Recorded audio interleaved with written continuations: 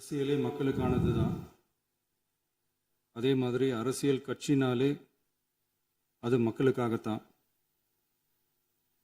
அது எல்லா அரசியல் கட்சிகளுக்கும் பொருந்தும். கொள்கையில் நிலைப்பாட்டில் வேணும்னா வேறுபாடு இருக்கலாம். ஆனால் மக்களுக்கான பிரச்சனைனா எல்லா அரசியல் கட்சிகளுமே மக்கள் பக்கம்தான் நிற்கும். நாங்களும் அப்படித்தான்.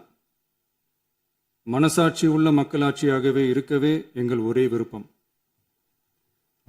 நமது விவசாயிகளுக்காகவும் நமது மக்களுக்காகவும் நின்றே ஆக வேண்டியது நம் கடமை, நம் உரிமை.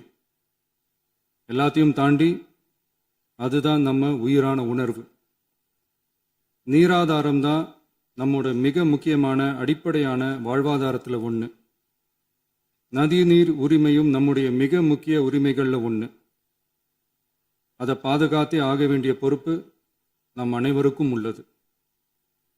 அந்த உணர்வோட அடிப்படையில் ஒரு தீர்மானத்தை நமது மாமன்ற உறுப்பினர்கள் அனைவரின் ஒப்புதலுக்காகவும் கொண்டு வர இருக்கிறோம்.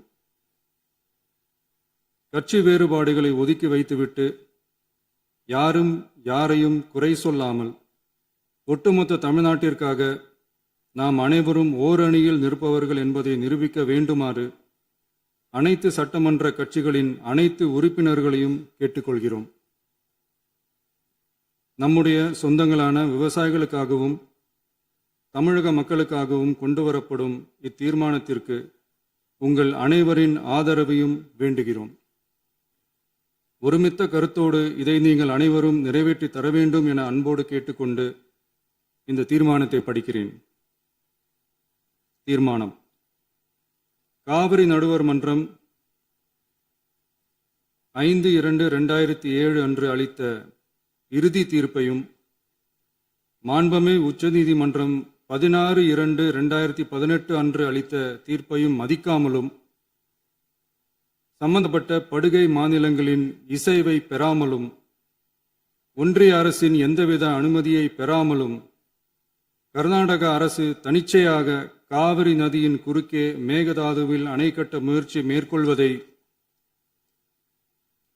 எந்த வகையிலும் ஏற்றுக்கொள்ள முடியாது என்பதால் கர்நாடக அரசின் இச்செயலுக்கு தனது கடும் எதிர்ப்பை இப்பேரவை தெரிவித்துக் கொள்கிறது.